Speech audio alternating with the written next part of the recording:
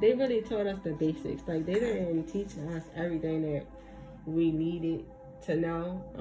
I didn't really get too much experience until like school was over and I was really out, you know, doing these things out in the real world. So the reason that I know how to wax, because even out of school, I had worked for a company and I started waxing, right? And really didn't know what I was doing. I was taking clients. I didn't know what I was doing. How I got into doing like acne facials and stuff like that is COVID. When COVID first happened, so I kept seeing people who had acne and things like that. And the first thing was I was doing basic facials, right? So the thing about basic facials, and you asked me one question, and here I go talk about something else. But the thing about basic facials is like you have people that come, but they're not consistent. Some people, not all people, because I did have some people who were serious, but like they felt like they don't have to keep it up. They just do it when they want to come. So that was kind of something that was had me just like a little devastated, like about, okay, this isn't really going to work out. It's not going to be like something that I could, you know, really survive and do because of that. So long story short, you know, like I really get a joy out of knowing that, okay, I started, we started at, you know, your skin was here, and then now, you know, you've been coming and you're seeing your skin clear up and stuff like that. So I started wanting to get into it. So I'm the type of person that I don't just do stuff. I literally feel like I have, because I don't want to mess up, because it'll just be me if I mess up by just jumping and doing something. So I took so many classes, like educating myself on, you know, acne and what, you know, that's how I didn't practice on myself. I didn't, you know, I did freebies on clients. I literally like did a lot of that so that I could really become more familiar and know what it is that I'm talking about and what I'm doing. What test did you have to take after? We had to take the what is it? The practical and the theory. So the hands-on one, and then basically we did like applying a mask and disinfecting, the proper way to do a facial, and then we had to do the other one, and I think you had to score like a 70 or something like that. So I had a full-time job, so I was only able to go to school at nighttime. And about it, I think they really kind of set us up for failure in reality. The fact that you spent a year and you still had to study by yourself to pass. Yep, they set us up for failure. And I watched like YouTube videos and stuff like that to like help me with like state board. But it's like, why did I have to do that when y'all was supposed to help prep us? Like they did like one day, I think it was like 1 or 2 days to help us prep for state board. And expect for us to like really get it. Like that should be a part, in my opinion, that should be a part of like, you know, class, like at least a week, so we can know.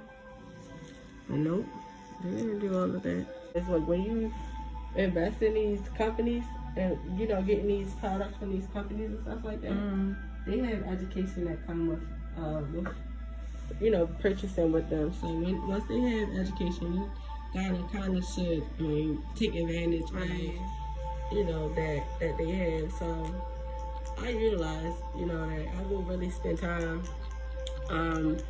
taking courses and stuff like that. Even without them, like I will take, if I see a esthetician who does what I do and she's doing a good job at it, I will pay for her course. Like I paid for this one woman course or however, and I learned a lot from her too. And forgot everything. And then he was like, why would you pay $500 for somebody to tell you something? And I was like, because it's gonna benefit me, because she knows things that I don't know clearly. So I pay for education. That's literally what I do. And you're gonna get it back because you invested in yourself. Yeah, I take this real serious. I really do. Because, I mean, what I don't want to be that person that don't, like, just out here really just, like, you know, doing things and don't know what I'm talking about. I need to know what I'm talking about, because I feel like I can't not be confident in this. I mean, I have been not confident in this stuff. But I don't like to feel that way. So to be able to, you know, perform and do these things, I need to educate myself in order to be better and know my stuff. Yeah. Do you know like the different type of scarring? The ice pick are the deep little holes. There's the hyperpigmentation are just the dark spots. What's the difference? And I have some ice pick. You do. You don't have a lot. Like you have a decent amount. It's a decent amount. Like probably I say like right here. But it's mixed. It's also mixed with like some pigment, like some pigment, right? And like I have a few moles too. I know. Yeah, you do have some moles, but that's normal, especially like as you age and stuff like that. Do you always have like the moles? No, it's coming as I age because I know my mom has a lot of moles, so I'm just getting it from her. I believe the insurance covers that. What? Because some can develop to cancer, right? Yeah. So that's why. Yeah. I gotta look into that. Yeah. So there's a lot of clients who are getting like the cancerous lines removed and everything. Yeah. As I said, it was really interesting. It was really fun. Kind of. But and I learned so much in those 2 weeks. I'm gonna do a spot treat on like all the areas to help it like kind of go down as well.